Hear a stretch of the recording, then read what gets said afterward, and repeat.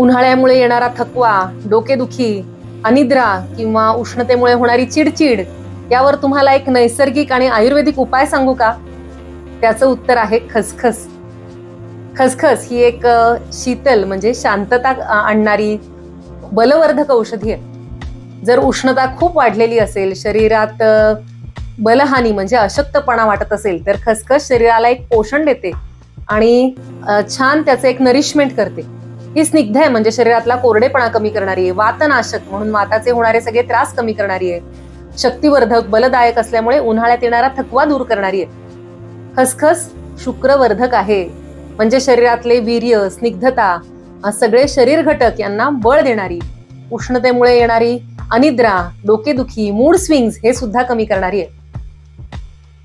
पचायला किंचित जड आहे, पण इतर घटकांबरोबर त्याचं कॉम्बिनेशन करून घेतलं तर ती टॉनिक सारखं काम करते.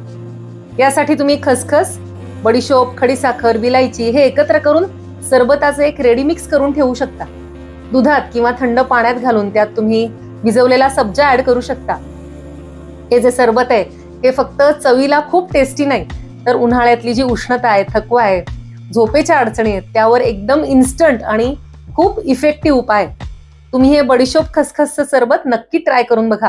त्याचा रिझल्ट तुम्हालाही अगदी इन्स्टंटली कळेल.